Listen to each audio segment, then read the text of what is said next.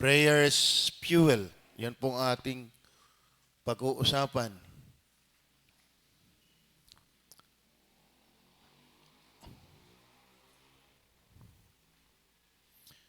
Maliwanag po ang talata, watch and pray, that ye enter not into temptation. The spirit indeed is willing, but the flesh is weak. Dito po ay napakatingkad na ang panalangin po ay napakaganda ang layunin. No? Ang panalangin, kaya may magandang layunin dahil ang panalangin talaga yung maganda. Kala niyan, watch and pray that ye enter not into temptation. So ang panalangin po ay may kinalaman sa buhay na hindi nabubuhay sa kasalanan. Ang panalangin ay may kinalaman sa pagtatagumpay sa kasalanan. So dito, napaka-positive ng prayer. No?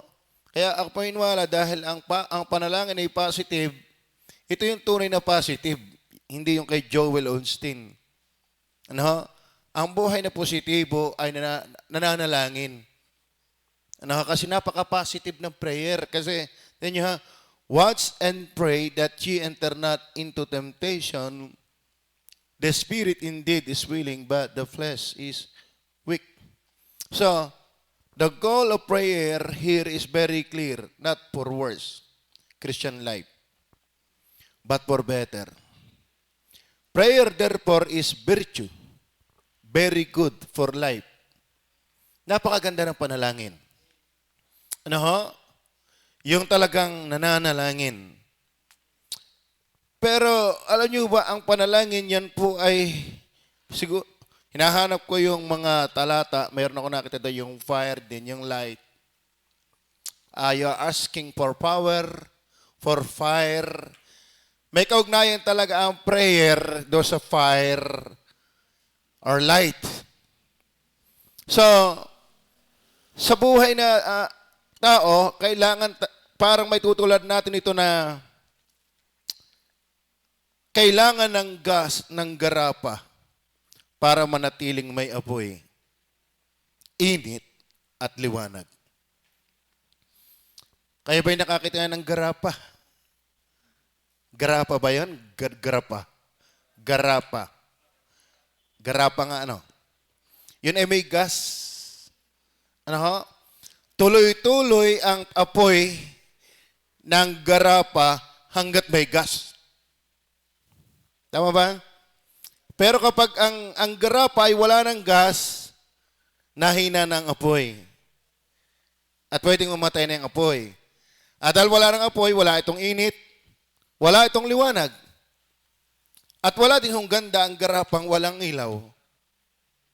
So ako po iniwala mga minamahal, sa talata ay makikita natin na ang napapabayaang panalangin ay napababayaang buhay.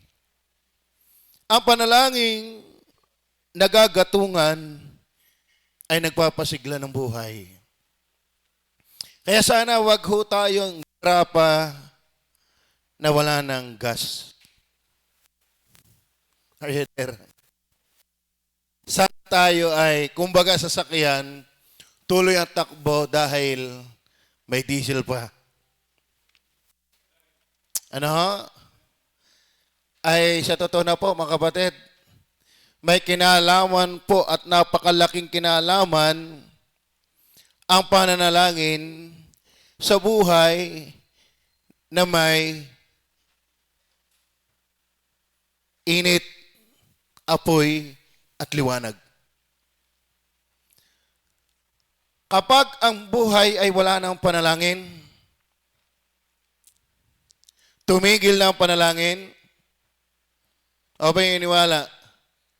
Tumitigil ang init, tumitigil ang apoy, tumitigil ang buhay na nagbibigay liwanag sa iba. Kaya wag ho tayong tumigil ng kapapanalangin. Paano? Gatungan lagi natin ito. Kaya ang ating pag-uusapan ay prayers fuel.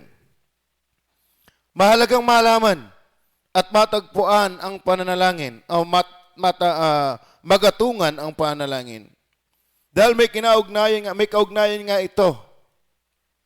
May kaugnayan ang panalangin sa apoy, init at liwanag ng buhay ng tao sa Diyos. Ang tao na tumigil na sa panalangin ay lamlam na ang buhay para sa Diyos. Ang buhay Kristiyano at buhay panalangin ay hindi pwedeng paghiwalayin. Nasa masigla at buhay, mainit na panalangin, ang buhay na mainit na totoo sa Panginoon. Ang napabayaang buhay panalangin ay napabayaang buhay Kristiyano sa Panginoon. Kaya ang buhay na walang panalangin, walang kagaling-galing. Are you there? Ngayon, basahin po natin dito sa context, sa chapter 26. Halos tutok-tok lang po ako sa ilang punto sa verse 41. Pero yung iba ay sa mga last part ng chapter 26. Watch and pray that ye enter not into temptation. The spirit indeed is willing. Yun po ang ating kunin muna. The spirit indeed. The spirit indeed is willing. Yung indeed dyan ay truly, sincerely, honestly, really, and genuinely. Isa ho sa mahalagang gatong yung hindi tayo ipokrito. Ayun me? Hindi balat kayo. Hindi fake. Ayun me? Indeed, truly, sincerely, honestly, really, and genuinely. Since ang pagkakagamit po dito, the spirit indeed is willing. Connected po doon yung spirit. Ito yung human spirit. Na kung saan ito yung consciousness to God. Ito yung activity meron ang tao pang Diyos na usapan. Ano ho? So, ibig sabihin, mga minamahal, isa sa foundational at pangunahing panggatong ng ating buhay panalangin na yung mga susunod ay hindi angkop sa atin kung wala muna tayo nito. Iniisip ko kung pwede yung salitang truly lang. Parang hindi pwede yung salitang truly lang. Wala kang maiduktong din eh. Ano? Pero yamang ang salita ay the spirit indeed is willing. The spirit indeed is willing. So ito yung pinakamahalagang gatong ng panalangin. Indeed. Truly. Nilagyan ko na lang ng say.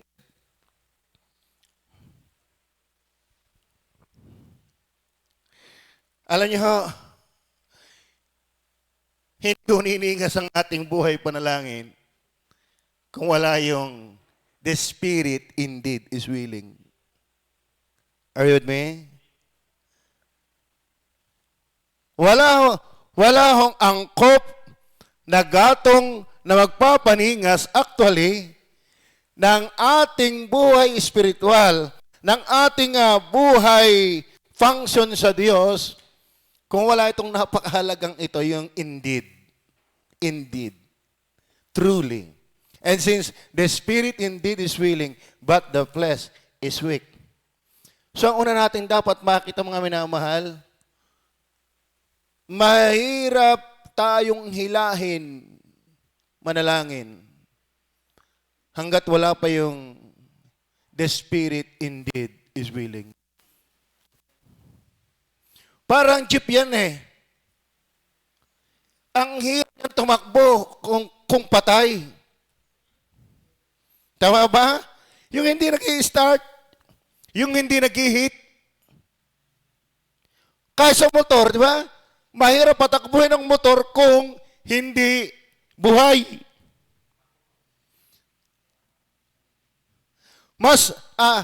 mas useful yung diesel at yung maraming panggatong na gagamitin sa sakyan kapag nag-i-start yan. Tama ba?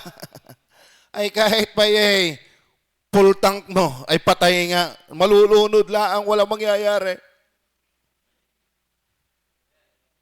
Tama ba? Mahirap po mga kapatid, gatungan ng buhay panalangin if the Spirit is not willing. Indeed, not willing. So ang aking napansin po diyan, sa prayer is fuel, ay yung dapat ikaw ay tunay na saved. Tama? The Spirit, indeed, nalimutan ko yung Greek dyan, is willing. Ito ang isang napakahalagang dapat at pangunahin. Yung kadukto nga pong indeed means truly, yung truly ay sincerely. Sincero. Kasi mga kapatid, mahirap po ng mga anak ng sincerity sa maraming bagay if you are not yet sincere with your salvation.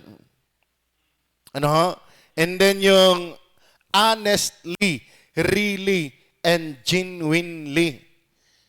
Hindi ho tayo genuine sa Diyos hanggat hindi ka pa sa Diyos. So, the Spirit indeed is willing. That is the Spirit indeed is alive. Ay po, wala hong willingness kung yan ay patay. Tingnan niyo po ang Roma chapter 8 verse 14 hanggang 16. Kaya sa totoo na mga minamahal, ako po yung iniwala kung ikaw ay tunay na ligtas, ikaw umunti ang fuel pero hindi ka ma-empty. Ano? Pwedeng humihina ang apoy dahil nahina ang gas.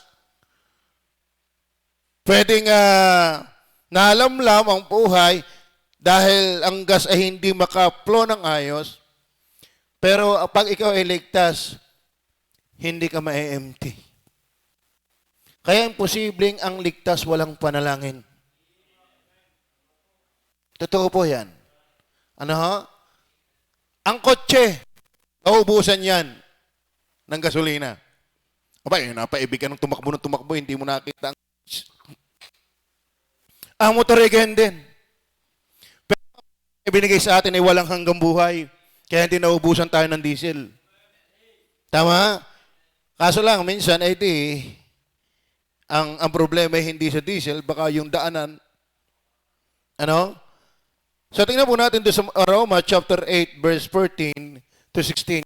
Po sabi, sapagkat ang lahat ng mga pinapatnubayan ng Espiritu ng Diyos ay sila ang mga anak ng Diyos. So, lahat ng pinapatnubayan, lahat ng tinatanglawan, actually, ang Banal na Espiritu ay siyang humalili sa Panginoong Hesus. At siya'y nananahan, ayon sa John 14:16, 17, siya'y nananahan sa inyo at sumasa inyo. At siya ang may akda ng banal na kasulatan. Kaya every time we read the Bible, every time we listen to the preaching of the Bible, we are being guided by the Holy Spirit. At kapag tayo po ay nag-grasp, nag-a-observe of the Word of God, we are being saturated and well-fueled. Now, verse 15, sapagkat hindi ninyo muling tinanggap ang espiritu ng pagkaalipin sa ikatatakot, datapwat tinanggap ninyo ang espiritu ng pagkukupkop na dahil dito'y sumisigaw tayo, sumisigaw tayo. Alam mo, ang banal na espiritu na siya nagagay sa atin, na siya rin yung cause ng pagkabuhay ng ating espiritu. At yung ating espiritong nabuhay na yun ay automatic sumisigaw, Abba, Father. Alam niyo sa pag-aaral niyan, yung tinatawag na filial spirit, relational spirit. Ibig sabihin, ang tunay na anak ng Diyos, hindi maaaring hindi tatawag sa Diyos. Ano ho? At ito yung panalangin, hindi sinasaulo, hindi inaawit. Ito'y bumubuka dahil the spirit indeed is willing. That is the spirit indeed is alive. That is the spirit indeed of ignition. Ako po iniwala mga kapatid, ito yung beginning of fire. Yung tayo po ay mabuhay, yung tayo po ay magkaroon ng willingness, ito yung simula na kung saan ikaw ay napaiinit.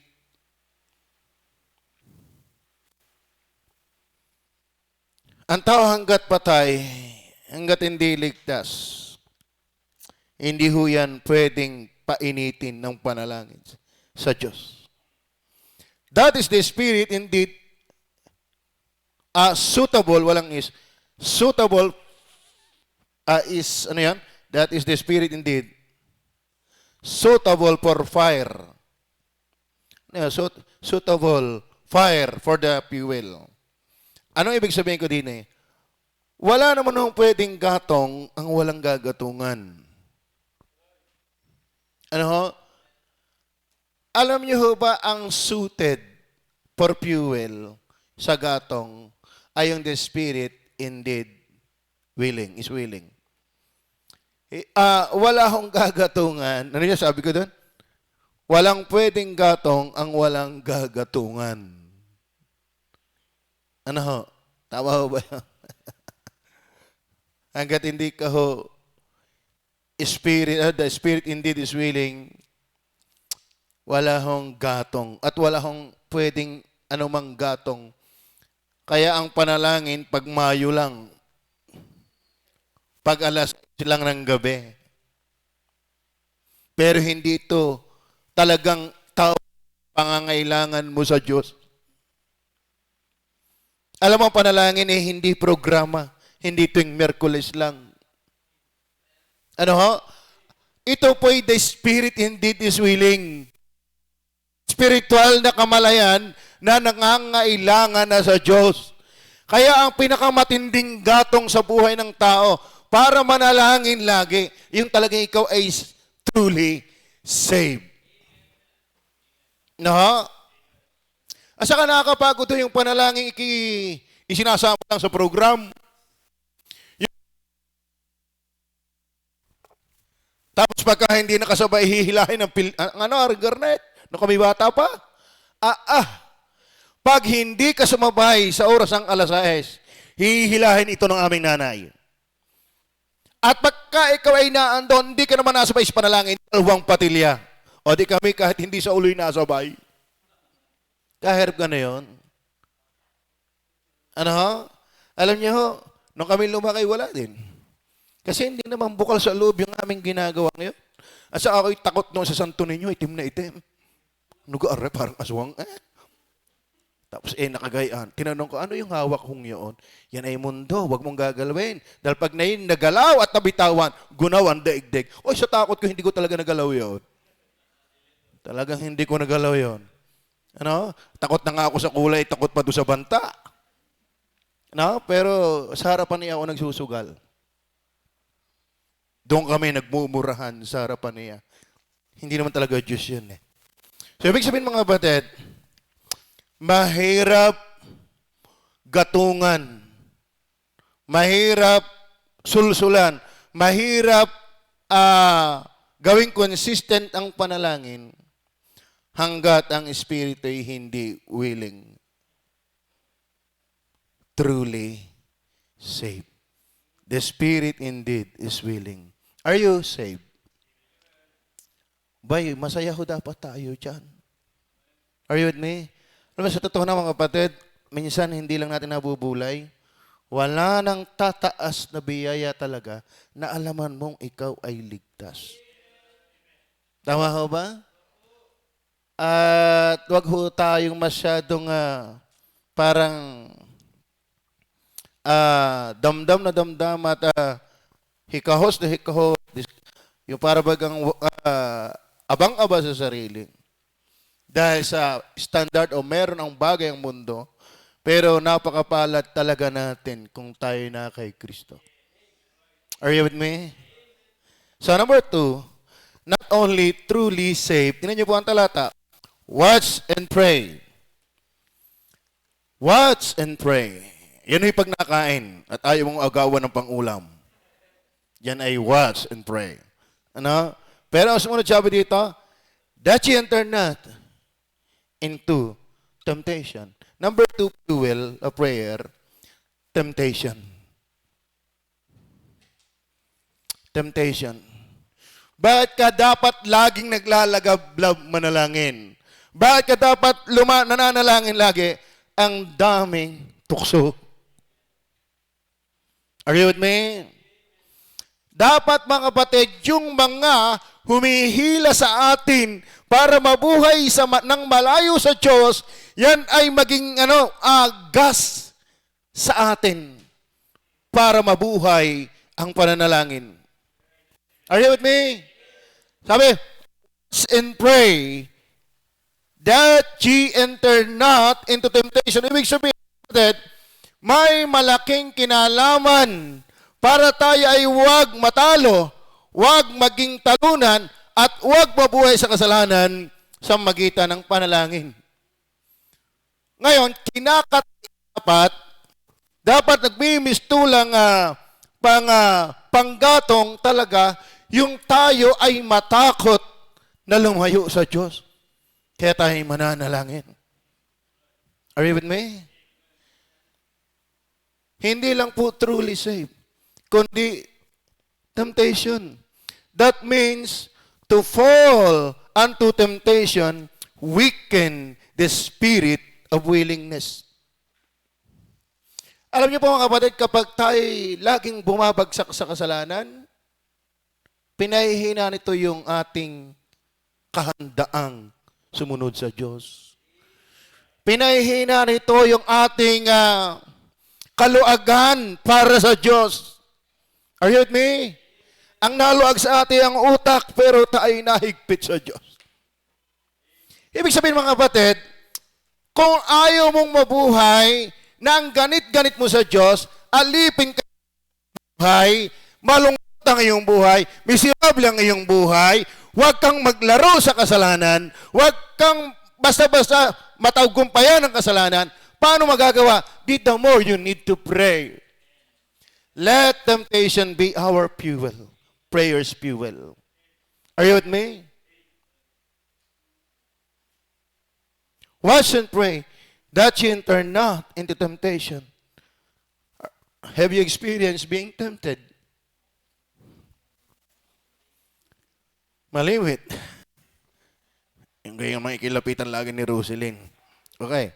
That means to fall into temptation, weaken the spirit of willingness, and Christ choosing the fact of temptation for us to pray always.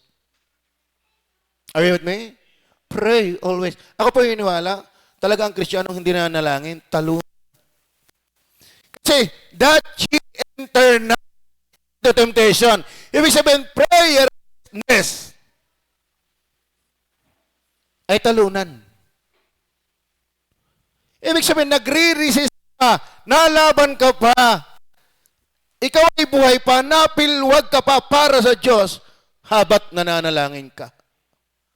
Pero kapag ang buhay ko nananalangin, tumigil na, talo na yon. Pero nandiyan kung ayaw nating lumungkot ang buhay, at sound. Ayaw nating mawala yung buhay na talunan ng tukso. Manalangin po lagi tayo. Manalangin tayo. Ano ba yung tukso? Alam natin po yung 1 John chapter 2, 15-17. Tatlo naman ang sangay lang ng tukso di ba? Ano yon? From the lust of the flesh. Are you with me? From the lust of the flesh. Alam niyo po, kapag ang Kristiyano, huwag niyong sabihin kapag ikaw Kristiyano, ikaw ay santong-santo na. Nako naman. Huwag mo sabihin pag ikaw ay Kristiyano na ang iyong utak ay hindi green. Napaka-holy. Okay, ano sabi? From the lust of the flesh. Ano ba yung lust of the flesh? Yung the word lust. That is desiring and doing and overruled of what is forbidden. Pag sinabi pong lust, that is lust of the flesh, desiring and doing and overruled of what is forbidden. Pag sinabing pita ng laman, gustong-gusto mo yan at ginagawa mo yan at pinaghaharian ka niyan na kung ano yung bawal. Alam ng Kristiyano ang bawal. Are you with me? Ako pa iniwala mga kapatid, pag anak ka ng Diyos, sabi ng Bible, isusulat ko ang kautusan sa inyong mga puso at hindi na kayo tuturuan. Ang idea, merong innate knowledge, imparted knowledge at the moment we are regenerated, convicted. At the moment of our salvation. Meron, kung ang tao nung wala pang, hindi paligtas, may conscience, ay tayo din may conscience, lalong mas magandang conscience natin ngayon. Dahil ligtas tayo. Kaya ako pa iniwala mga kapatid, alam na ng tunay na anak ng Diyos yung bawal. Tama ba? Lahat ng gustuhin mo, lahat ng ginagawa mo, lahat ng umaalipin sa iyo, pero bawal, yan ang lust of the flesh. At yan tayo araw-araw ay bombarded ng tukso. May nga tayo, wala pa namang kaharap ng tukso, yung utak ay tinutukso na siya. At hawakan nyo po ang inyong cellphone. Hawakan nyo po ang Facebook nyo. Talaga pagka kayo hawak ng cellphone at ng Facebook na hindi ka prayerful, bihin ko sa iyo, may kalalagyan ka. Are you with me? Kaya ngayon mga kapatid, nakakalungkot, tayo hibagay parang nasanay nila ang Just for the Sake program, pero walang fire, walang heat. Ang heat meron. Pero yung talagang buhay na naglalagablab sa Panginoon, wala na. Wala na. Kumbaga sa ilawan, paano ka mag-iilaw kung hindi ka nga nag-iinit? Di ka ang kinakailangan kaya may gas para, ano yan? Ano sabi ko doon? Mapanatiling may apoy. At dahil may apoy, may init. At dahil may apoy, hindi lang init, may liwanag. Tama ho ba?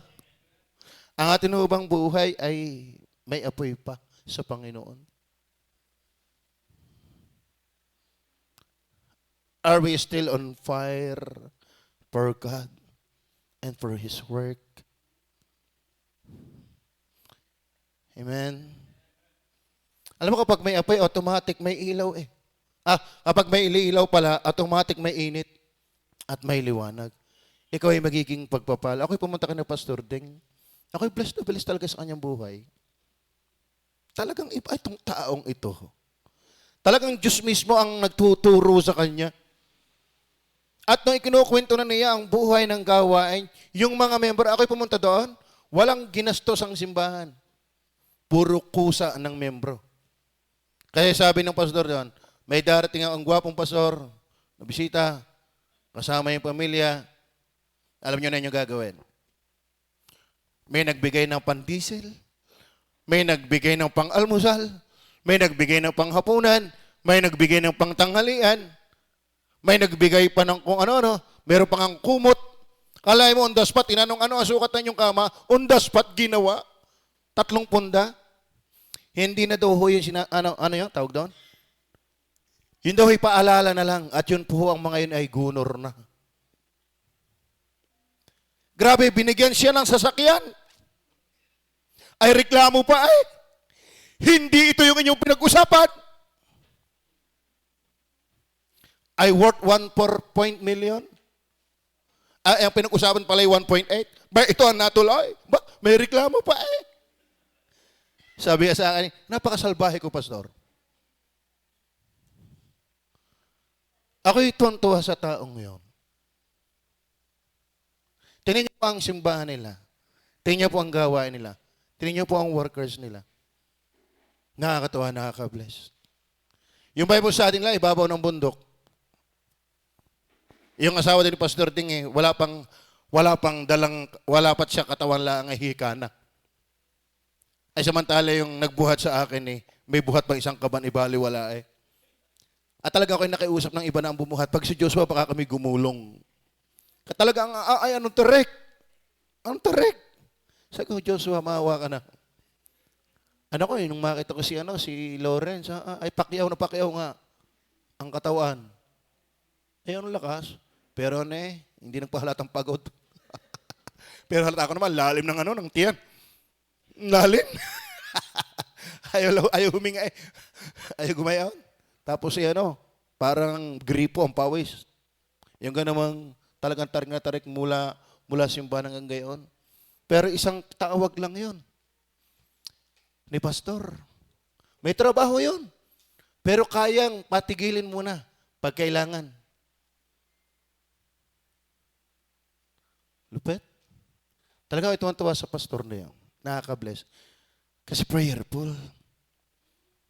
Dahil pag prayerful, may ilaw, may init, may liwanag. Ayun po mga kapatid, iba yung ang Diyos ang nagtuturo directly sa atin. Dahil tayo nakikipag-usap lagi sa Kanya. Iba at makatotohanan at powerful na ang Diyos ay na-absorb mo through prayer. Are you with me? So wag po natin pabayaan ang ating buhay panalangin. Gatungan natin ito lagi. At isang gatong na hindi dapat nawawala at dapat hindi nga mawala. Hindi tayo may empty yung salvation. Truly saved. Then yung temptation. Ano ba yung from the lust of the flesh, desiring and doing and overruled of what is forbidden? Like, halimbawa ano yan? Ano ba yung forbidden? Yan na yung tinatawag na sex outside marriage. That is lust of the flesh. Sex outside marriage.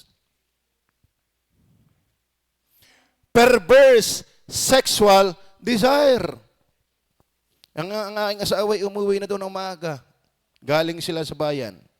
At dito niya masikmura yung kanilang kasabay. Badeng. Nagpalaki ng at talagang bilarlar. Kaya nga nilagay dyan iparehaya. Ano ka? Ang rumi? Kung itatapas sa tuloy, ihuhulog ko yon. Alam niyo po, yung kabaklaan yan pa lust of the flesh. Adultery and fornication and other sexuality, other sexual, tawag ba yun? Sexually related sins. Pati daw yung gluttony. Hindi ko na lang kinuha ang mga talata. May talata ho yan. Yung gluttony. Ano mo yan? Ano niyo ba yung gluttony? Ang Panginoon ay kinakain, pero hindi kain ng kain. Ang Panginoon ay kinainom, pero hindi magiinom ng alak. Ayaw ba maging yung yung katakawan? Sorry po. That is lust of the flesh. At minsan mga kapatid, yung mga kinakain naman natin, hindi naman talaga nakakatulong sa ating kabuuan ng katawan. Opo. Yung mga vices, etc. So, ano pa yon? From the lies of the eyes. Yan po ang Kaya mga kapatid, tayo bombarded ng temptation sa laman, asapitan ng mga mata. Ito ay occurs when we see something visually that incites covetousness. Yung talagang gusto mo iyon ang lahat. Jealousy or sexual lust. Ang dami hong talagang manalangin po tayo ng marubdob. Talagang magmakaawa tayo sa Diyos.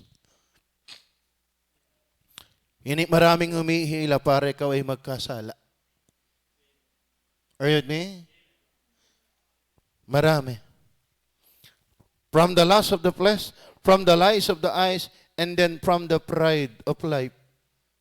Ano ba yung mga temptation dyan sa pride of life? the desire in every human being to be his or her own God. Alam ba ang tao, yung pride of life, ito po yung tuksong ikaw ay maging Diyos ng iyong buhay. Ikaw ang nasusunod. Kaya pastor, wag mo akong pipilitin. Sino ka? Ay salita ng Diyos ay pinapangaral. Hindi mo pilit. Kasi yun ay pride of life. Stubbornness. Are you with me? Mga kapatid, temptation po ng pride of life, yung ikaw na ang gusto mong masunod sa iyong sarili at wala ka nang pakialam kung ano yung kalooban ng Diyos. Arrogance, self-promotion. Wala nang ipinakilala yung kundi yung kanyang nagawa, yung kanyang kahusayan, yung kanyang kagalingan, yung kanyang kaitsurahan sa manawan. Ano halatang-halata mo yung tao, yung brusko at saka arrogant? Painggan mo ang kwento na yan. Puro ako. Sa laki ng aking ministry. Ay yung aking treasurer at yung aking secretary ko, puro akin. Yung backslider, kanila yan. Ayun kapatid, we need to pray. Mahirap pong maging humble na walang prayer. Sa totoo na, kalimitan po ng self-centered, ng prideful, daktaing papaya, tampuhin, mahinanakitin, maramdamin. Yan po'y taong walang tunay na pakikipag-usap sa Diyos. Kasi lagi kang self-centered. Lagi kang nakatuon sa iyong sarili. Mahirap pong makatuon sa sarili kung lagi kang nakatuon sa Diyos. We need to be prayerful. We need to learn to pray. Are you with me? Kasi we are bombarded by temptation. From the lust of the flesh, from the lust of the eyes, and even from the pride of life. Ako, makikita natin sa gawain ng Panginoon talaga nakakatakot. Ang buhay hindi madali. Kaya tulungan, ako natutuwa po din doon sa membro nila. Kapag nakikita nila ang pastor medyo nangihina, medyo nagiging dry, medyo parang masusuling sa hindi tama, may mga membro nagpapasting talaga para sa kanya. Meron talagang prayer warrior para sa pastor. Ang sarap ka na kung ako'y nananalangin at ako'y bumibigay pa rin, kayo nananalangin para sa pastor pa rin. Yaman ako'y nagpipray pa rin sa inyo. We need prayer. Napakaraming tudla ni Satanas. Napakaraming bagay na gusto kong hilahin, palayo sa Diyos at magumon ka sa buhay na hindi niya kalooban. Nakakatuwa. Sabi ni Spurgeon, ano ang susi mo, Spurgeon? Bakit ikaw ay matagumpay ang ministry at ang iyong buhay? Sapagkat ang attendance po niya lagi 10,000. Dinadayo ho siya. Siya ang tinatawag na Prince of Preacher. Ang sabi niya, one of the keys of my success in the ministry is my members praying for me. We need to pray. Amen? Ang pastor nyo, hindi yan Diyos. Hindi yan anghel. Yan ay tao. At kayo din. Amen? We need prayer. These temptations must lead us to pray because to fall from any of these temptations creates troubles, sadness, etc. Malungkot ang buhay na bumabagsak sa kasalanan. Are you with me? Lalo na kung pastor yan. Sa totoo na, kung ikaw ay Kristiyano, hindi lang, dapat ang, pare-pareho lang ang kalibre natin pagbagsak sa kasalanan. Ng feeling, ng attitude. Are you with me? Hindi lamang ang dapat mamatay-matay sa kalungkutan at sa paghibik, sa paghingi ng tawad, ay ang mga naglilingkod sa Diyos. Lahat ng tunay na anak ng Diyos dapat piyagak at naiyak kapag nagkakamali, kapag nabubulsot, kapag natatapilok, kapag nadarapa sa kasalanan. Tama ho ba? So the fact na meron pong temptation, dapat ito yung nag-fuel natin prayer. Ibig sabihin, dadagdagan ko ang aking panalangin.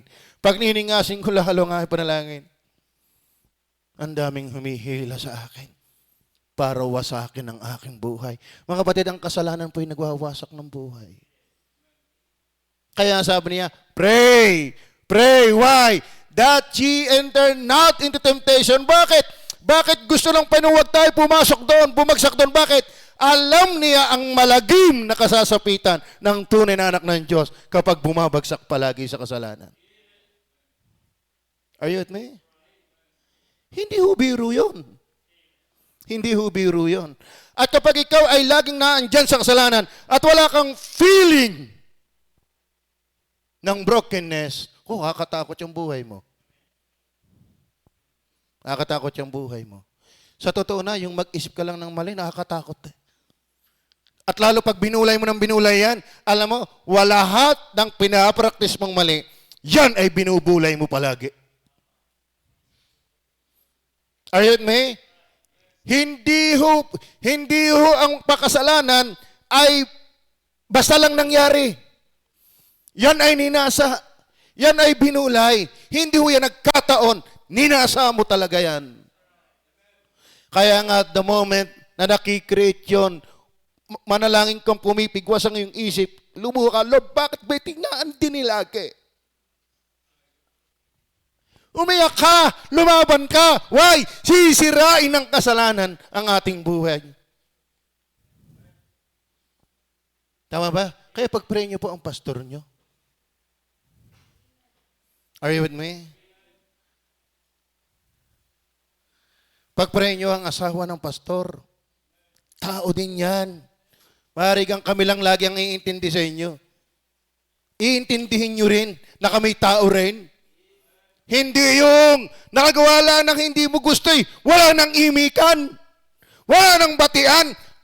Batang attitude. Alam mo ang tampuhin? Bata! Tama ba? So let's strive for maturity. Pray always.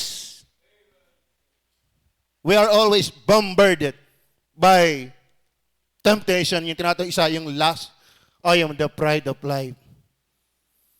Kayo ba magkakasundo dito? Okay. Kayo ba nagkakamayan? Kayo ba nagbabatihan? Kayo ba nagbebeso-beso? Jerome, magagalit na sa iyo yung ano. Titiyakin mong lalaki yan. At titiyakin mo rin lalaki ka. Ano, Joshua? Talagang iniisip ko yan. Ano kaya si Joshua siyang bumuhat sa akin? Baka magkahulihan. De, biro lang. Ano, talagang ang lalim ho ng aming dinaanan ngayon. Kaya nga kung ako lang, parang ako hindi na ano eh. Parang yung sa, sa Benguet. Sa totoo na ho, pangalang Benguet pa lang, ayaw ko na mapainggan. Ayaw ko nang puntahan. Wala rin namang isda. Ngayon, ang tanong ay ito. Pastor, may panggatong pa bang nalalabi sa prayer kung bumagsak na sa temptations? Pastor, yung puntos nyo maliwanag. Para wag kang bumagsak sa kasalanan. Paano nga, Pastor? Ako'y bumagsak na. May pwede pa ba rin magpaningas ng prayer? Meron pa ho. Hanggat buhay ka. Are you with me? Opo. Tingnan po natin sa chapter na ito. Verse 26. Chapter 26. 69 hanggang 75. Andiyan pa ho ba kayo? Kaya mga batid, wag ho tayong kala mo natin ay galing na galing natin. Nakikita ko ho yung talaga nag-aakalang siya'y nakatayo ay mag-ingat. matindi ho ang labanan kung wala ang Diyos na papatnubay sa atin. Matalino si Satanas na ating kalaban. Napaka wise niya, napakagulang niya. Nilalaro ka na niya, hindi mo pa alam. Tama ba? Tama ha, nilalaro kahit mamamalayan mo. Ba't ako'y tinatabang manalangin? Ba't ako'y tinatabang ano? Pero, nag-enjoy ka doon, hindi mo namamalayan. Matalino talaga si Satanas. Matalino siya. Pero mas matalino ang Diyos natin. Ano sabi na 69 to 75? Nakaupo nga si Pedro sa labas ng looban. Ba? Kakaiba din yun. Sa labas ng looban. At lumapit sa kanyang isang alilang babae na nagsasabi, ikaw man ay kasama ng taga-Galileang ito, si Jesus. Tatapos siya kumaila sa harap nilang lahat na sinasabi, hindi ko nalalaman ang sinasabi mo. At paglabas niya sa portiko ay nakita niya siya ng ibang alila at sinabi siya na nga roon, ang taong ito ay kasama rin ni Jesus na taga Nazaret. At muling kumailang may sumpa, Pexman, hindi ako. Hindi ko nakikilala ang tao.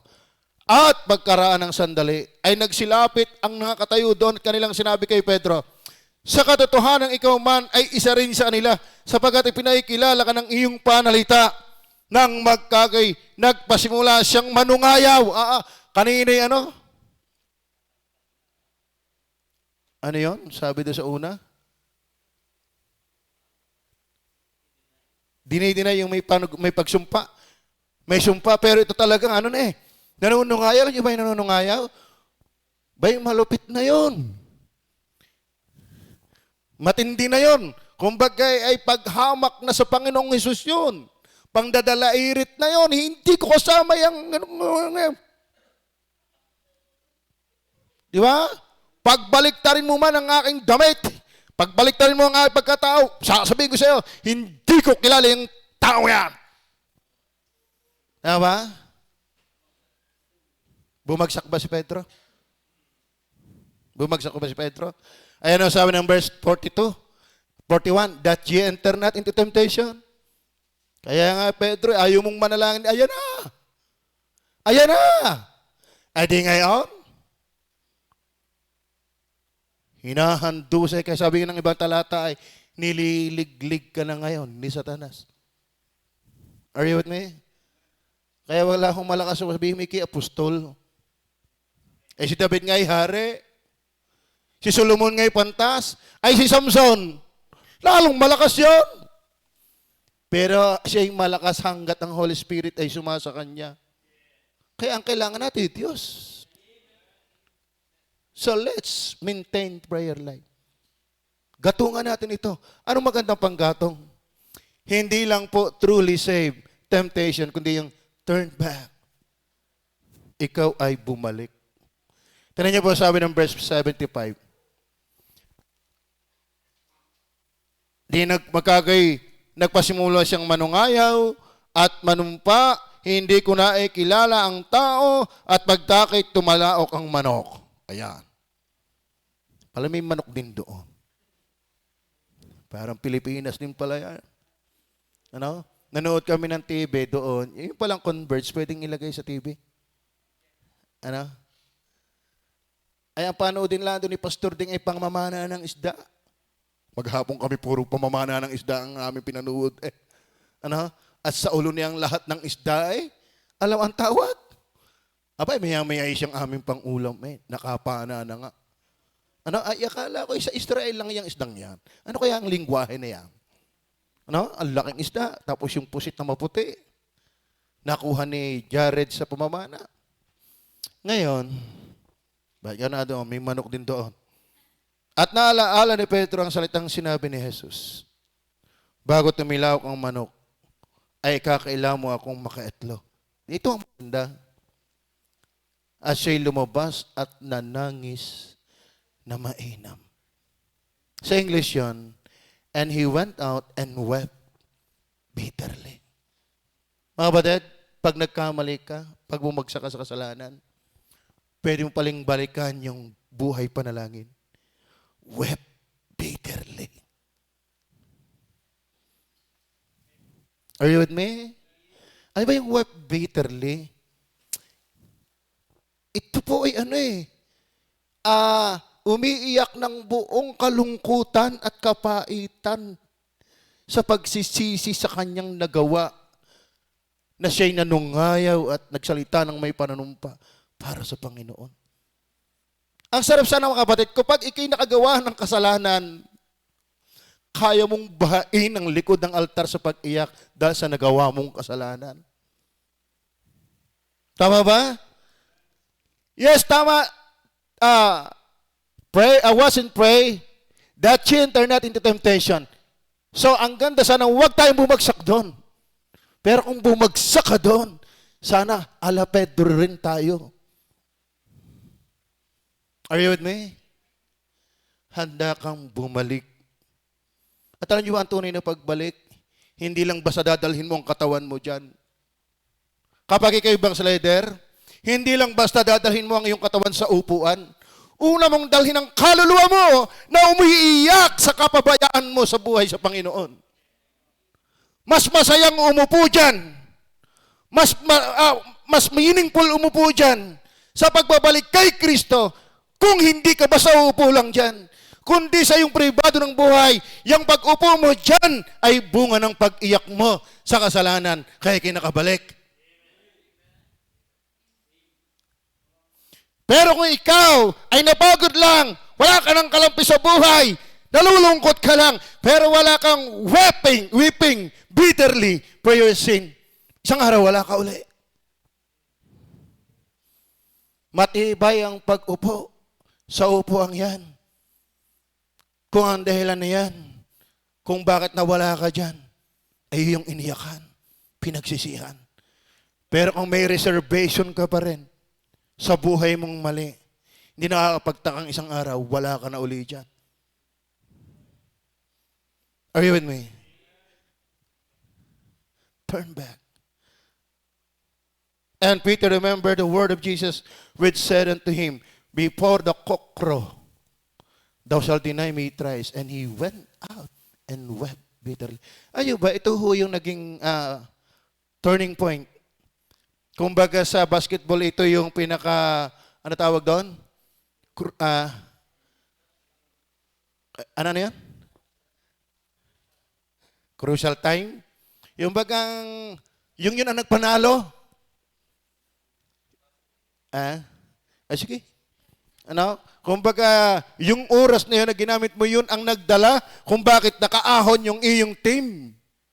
Ikaw yung na-highlight. Ayaw mga kapatid kung bakit naging masigla uli si Pedro at kung babalikan mo sa Acts chapter 2, digat nangaral 3,000 kaluluwa, bunga yan ng kanyang pananangis sa kanyang nagawang kasalanan. Kaya hindi pa uhuli kung bagaman ikay bumabagsak. Pero as long you wept bitterly, there will always be revival. Amen? Are you with me? Kaya nga sabi ng kawikaan, siyang nagtatakip ng kanyang mga pagsalangsang ay hindi giginawa. Ngunit ang nagpapahayag at nag-iiwan. Don't just confess sin. Forsake it. Huwag mo lang tanggaping mali yan. Iwanan mo yan. Tama ba? Dahil mga kapatid, hindi mo kayang gatungan ang iyong prayer life kung hindi ka bumabalik sa Diyos pagkatapos mong mabuhay sa mali. Marahuyo ng mali. Siya nagtatakip ng kanyang mga pagsalangsang hindi ginawa, ngunit nagpapahayag at nag-iiwan ng mga yaon ay magtatamo ng kaawaan. Masaya ang tao. Masaya ang tao. Kayo ba'y masaya? Kayo ba'y masaya? Hindi ka tunay na masaya, kundi ka nalulungkot sa kasalanan. Ayaw ba, sabi nga niya, blessed are they that mourn, for they shall be comforted. Ang umiiyak, lumuluha sa kasalanan, sila yung masaya. Lahat sa atin nagkakamali. Kaya ba nagkakamali? Tayo hindi na tayo doon parang applicable doon po sa Dutch internet into temptation. Parang tayo lahat na-tempt na. Tama ba? Sino dito hindi? Ayabang mo naman. Ako lang. Lahat tayo. Pero salamat, hanggat buhay ka, hindi pa tapos ang Diyos sa iyo. Pero wag mong hayaan, mga kapatid, na nabubuhay ka lang na hindi ka na masaya. Dahil ayaw mong iwanan yung nagpapalungkot sa iyo. Mga kapatid, wag mong piliting maging masaya sa hindi paraan ng Diyos. Hindi. Hindi ka sasaya pag hindi paraan ng Diyos. Hindi ka sasaya kapag hindi kalooban talaga ng Diyos. Ano sabi ng Pablo sa kanyang sarili? Nang inuusik niya ang church, para kang sumisipa sa dulo ng sibat. Kapag ipinipilit mo ang iyong sarili sa lantaran namang hindi gusto ng Diyos, paano kang sasaya? Sinisipa mo yung dulo ng sibat. Are you listening? Huwag kang mag-invento ng iyong revival. Huwag kang maggawa-gawa ng iyong kasiglahan. Ang tunay na kasiglahan ay kalungkutan sa kasalanan. You have to weep in your private life kung ano yung nangyayari sa iyong isip. Kung ano yung umihila sa iyong laman.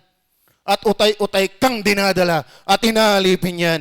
You have to weep and pray that you enter not again and again and again and again. Let's us learn together. Hey, are you with me? Masaya ang tao na natatakot na lagi.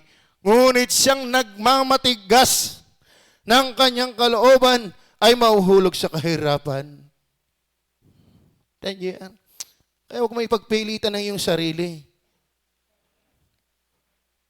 Bumalik tayo. Turn back. Yan po ang magandang fuel. Isa rin sa magandang fuel. Para mapanatili mo ngayong panalangin na hindi nawawala. Kapag nawala ka, bumalik ka lang. Tama ba? Alam niyo ba sino po nakapagbasa ng Book of Judges? Basahin niyo po ang Book of Judges. Huwag ngayon.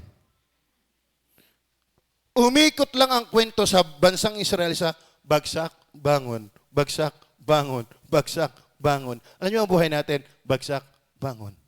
Bagsak, bangon. Ang mahirap ito ay bagsak, bagsak, bagsak, bagsak, namatay, bagsak. Bangon. Balik sa Diyos. Amen. At alam niyo kapatid, kapag nakita mong talagang ikaw ay wawa sa akin yan, kadadalaan mo yan. Hindi yung sinasabikan muling balikan. Tama ba? Sabi nga sa inyo nung bata pa kami, ito, may marka pa. Pasok kami sa school, buhat ako ng kuya.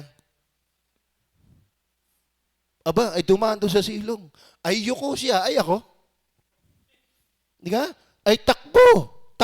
Nakayuko nga siya, ay siya ay nakalampas. Doon sa school, doon sa ilalim ng sahig ng school. Siya ay ako.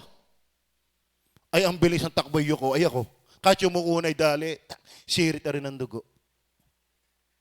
Dinala ko doon sa kantin. Nawala agad yung sakit. Bakit? Merong supas. Yung sa kantin at saka yung K-ban. Alam mo nyo, inabot ba yung K-ban? May tayo sa akin, nawala ang dugo eh. Pero naiwanan rin pilat na rin. Alam nyo ba? Tuwan-tuwa ako, 1 linggong liban. Yan ang aking paborito nung napasok eh. Yung liban. Ay 1 linggo talagang dahilan ko. Ay, tatay, paga pa. Kalaim na 1 linggong paga. Ay magaling na naman. Abay nang pumasok, doon uli dadaan ang kuya. Alam mo ba? Hinila ko talaga liig. Hinihila ko talaga liig. Ba't ka dyan uli dadaan? Diyan nga ako nasaktan. Ba't ka dadaan uli kung saan ka talagang sisirain ng diablo? Huwag mong daanan yan. Tama ba dapat nadadala ka dyan? Ano yung manok? Yung manok, nagsisilo ka ng manok. Kapag dyan sa silo, nilagyan mo patuka, at nahuli pero nakalpas, bigay ko sa iyo, pag nagsilo ka uli, maliban na talagang ulagay yung manok na yon. Ano? Pero pagka nakakaintindi yung manok na yun, talagang hindi mo na mapadais.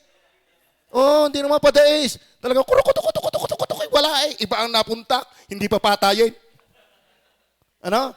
Pero yung manok na dala, hindi mo basta mapalapit. Dapat ganyan tayo. Amen? Ito yung nagpalungkot ng buhay ko eh. Ito yung nag-alis sa akin ng gana magbasa ng Bible eh. Ito yung naging dahilan kung bakit hindi na ako nagtatides eh. Ito yung dahilan kung bakit hindi na ako nagsisimba eh. Ito yung dahilan kung bakit nasisira na ang patutok eh. Ay kung iyon palang muntik ng muwasak sa buhay, bakit mo babalikan pa yan? Are you with me? Dapat nadadala tayo. Alam mo, kahit ikay nagkamali, pero ikay nadala, makakapagdala ka pa. Kasi yung nadala, pwede pang magdala. Kasi ang tao, ang Diyos ang gagawa dyan. Kaya sa likod ng iyong pagkakamali. Tama ba? Nabasa niyo ba si David? Mas matindi yung pagkakamali ni David. Nagkasala ng pangalo niya. Pinatay pa ang asawa. Kaya nasulat ang Psalms 51. Nakabangon ba si David? Nakabangon ba si Samson? Nakabangon ba si Pedro? Hanggat di ka pa pinapatay ng Diyos, pwede mo pang gatungan ang prayer life mo. Pantatlong gatong, turn back. Bumalik ka sa Diyos. Tama ba? Wept bitterly.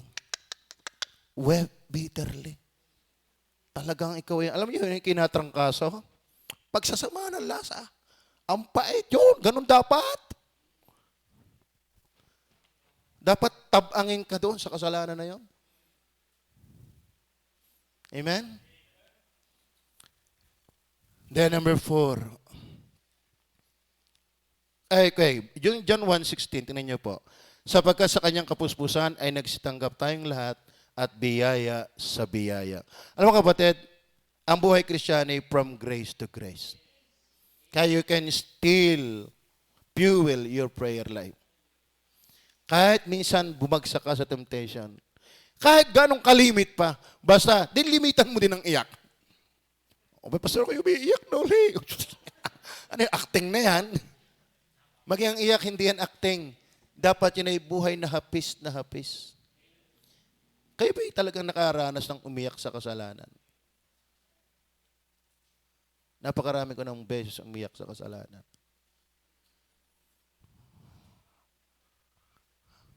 Kaya alam ko ako'y ligtas. Ako'y napapaiyak sa kagalakan, pero ako'y kaya mo ring paiyakin sa kasalanan. Iba talaga ang puso. Pusong laman, hindi pusong bato. Are you with me? Then number 4. Verse 75. And Peter remembered the word of Jesus, which said unto him, before the cock crow, thou shalt deny me thrice. And he went out and wept bitterly. Number 4, thinking Christ. Ay ba, kung hindi ka ma-empty sa salvation, ito naman yung iyong full tank na fuel. Pag si Kristo ang laging iniisip. Alam mo, nakabangon si Pedro, naalaala niya ang salita ng Panginoon. Are you with me? Ang maganda mga kapatid, kapag ikaw ay nanghihina, kapag ikaw ay nasubsob at nalululong sa hindi kalooban ng Diyos, dapat pilitin mong maalaala ang Panginoong Yesus. Are you with me? Una mong alalahanin ay yung kanyang salita. Are you there? His word. And Peter remembered the word of Jesus. Kung mabasahin po natin yung Luke 22:31 hanggang 30. And the Lord said, Simon, Simon, behold, Satan hath desired to have you, that he may sift you in wheat. But I have prayed for you. Wow. Salamat.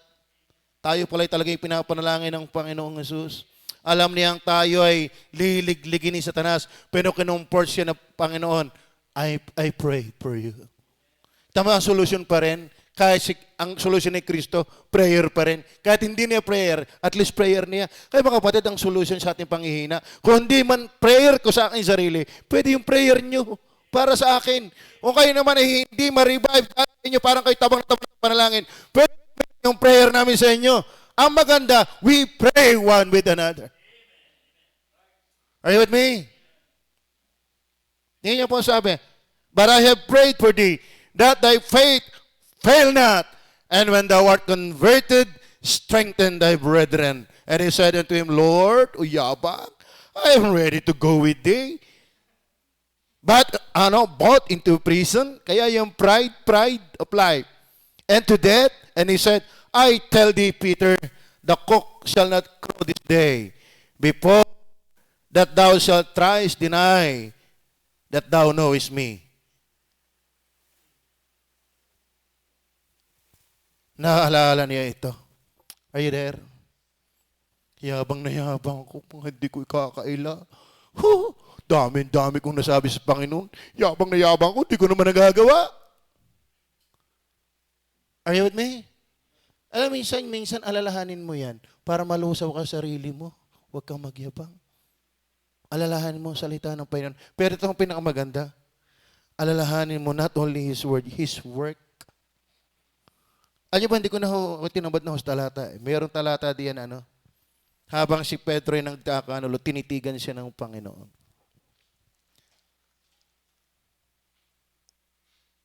Alam niyo ba mga batid, mahihiya ka mabuhay sa kasalanan, alalahanin mo lang ang kabutihan ng Panginoon. Are you with me?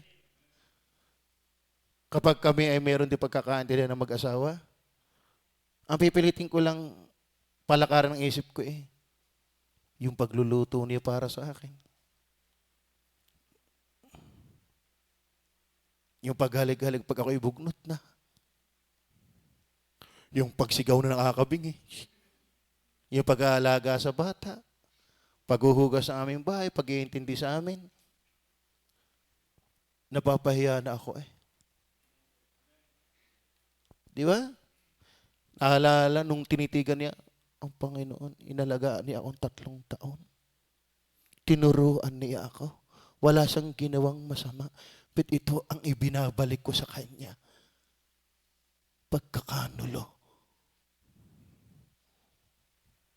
Tama ba? Kahit sa isang kaibigan, tinuring kang hindi na iba sa'yo. Tama? Talagang anilagaan ka. Lahat ng pangailangan mo, tinutustusan mo, tapos sisiraan mo siya. Mapapahiya ka. Alalahanin mo yung ginawa ng Panginoon sa iyo. By creation and redemption. At yung provision. Talagang ito, ibabalik ka niya. At iiyak ka. Kung iniwala, isa sa mapait niyang iniiyak, hindi lang yung siya'y napahiya.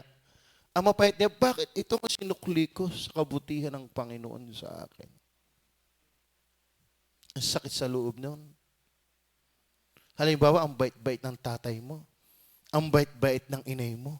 Lahat na ginawa sa iyo. Pero dumating ka sa realization, nagsisisiyot sa isip mo'y dalaman mo. Diga? Parang Freddy Aguilar yun Kaya nagkamali. Totoo yun. Isipin mo lang. Alam mo yung kantang yun? Binalikan yung ikay bata pa, kung ano yung ginagawa sa inyo mga magulang, at nang lumaki ka na, landas mo'y naligaw. Ikaw ay nalulong sa masamang bisyo. Kumbaga, matapos mong bulayin ang lahat ng ginawa sa iyo ng Panginoon, isipin mo. Isipin mo lahat.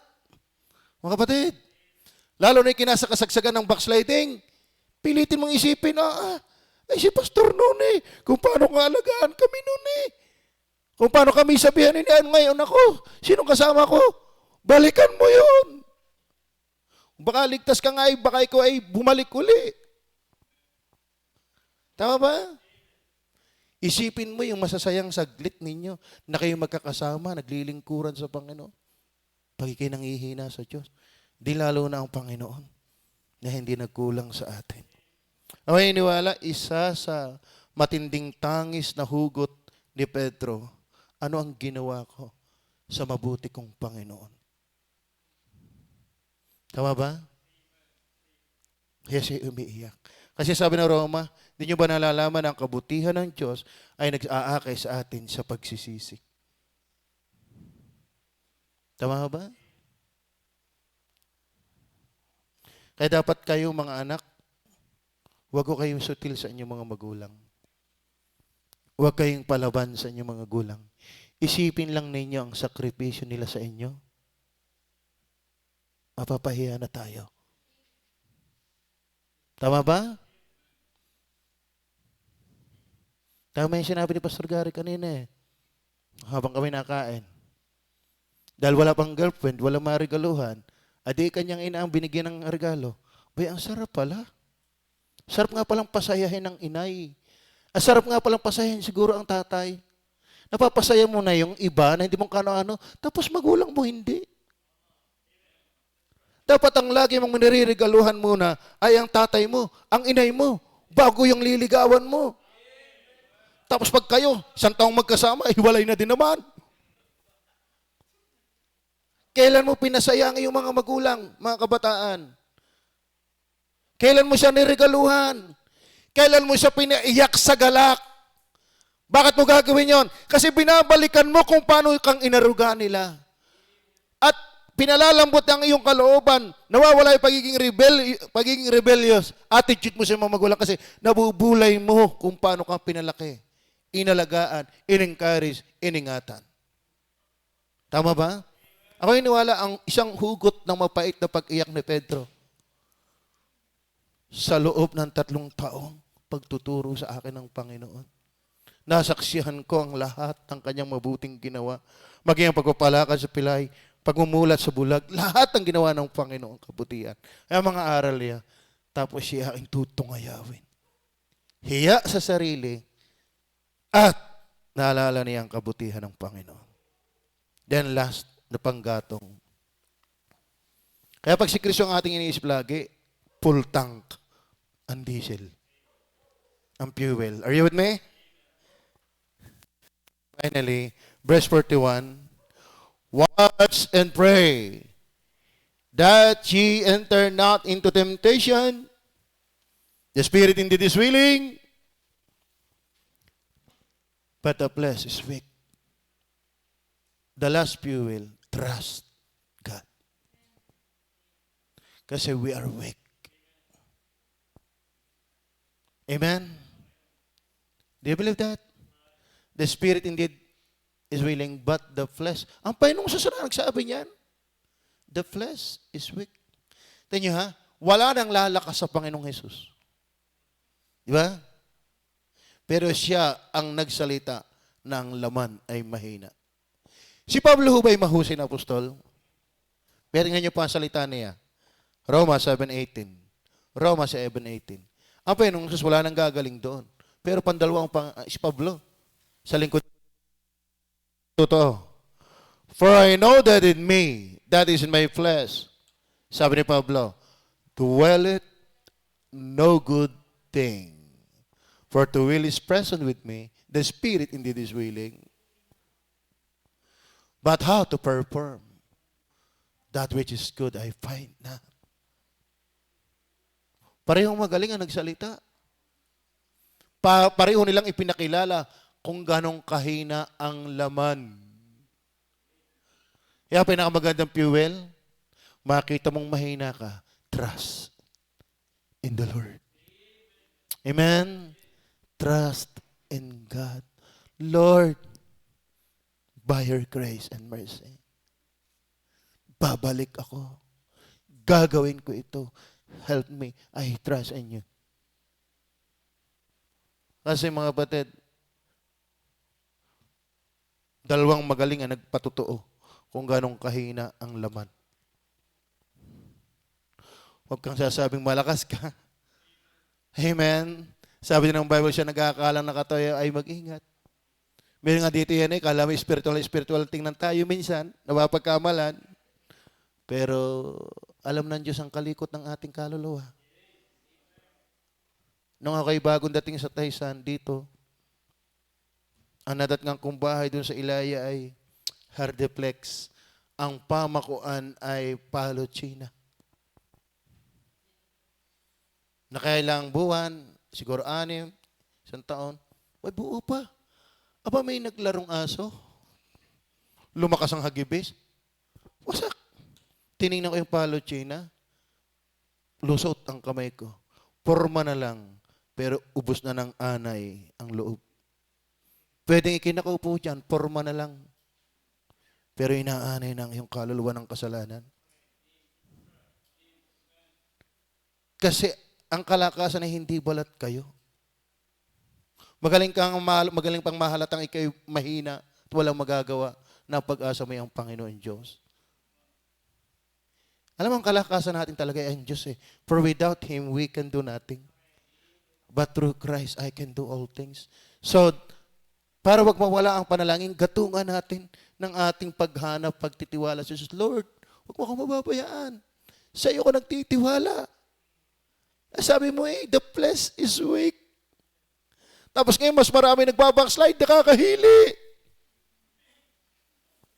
Diba? Minsan, mas madaling makahawa yung lumalayo kaysa nagpapatuloy.